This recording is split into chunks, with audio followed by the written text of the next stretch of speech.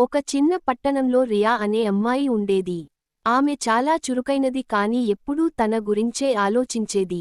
తన బొమ్మలను ఎవరికీ పంచేది కాదు, ఎవరికీ సహాయం చేయాలన్న ఆలోచన కూడా చేసేది కాదు. ఒకరోజు పాఠశాలకు వెళ్తూ, భారమైన సంచీ మోస్తూ ఇబ్బంది పడుతున్న ఓ వృద్ధురాలిని చూసింది. కాని రియా ఆమెను పట్టించుకోకుండా ముందుకు వెళ్ళిపోయింది. ఆ రోజు సాయంత్రం ఆటలాడుతూ రియా పడిపోయి కాలు నొప్పి వచ్చింది. ఆమె ఏడుస్తూ సహాయం కోసం ఎదురుచూసింది.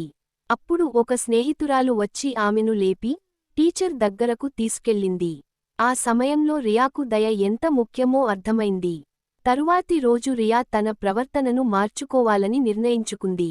మళ్ళీ అదే వృద్ధురాలిని చూసి ఈసారి ఆమెకు సంచీ మోసేందుకు సహాయం చేసింది. వృద్ధురాలు చిరునవ్వుతో ఆశీర్వదించింది. అప్పటి నుంచి రియా అందరికీ దయగా ఉండేది. దయ చూపితే మనకే ఆనందం తిరిగి వస్తుందని ఆమె తెలుసుకుంది. నీతి: దయగల హృదయం ఆనందాన్ని తెస్తుంది.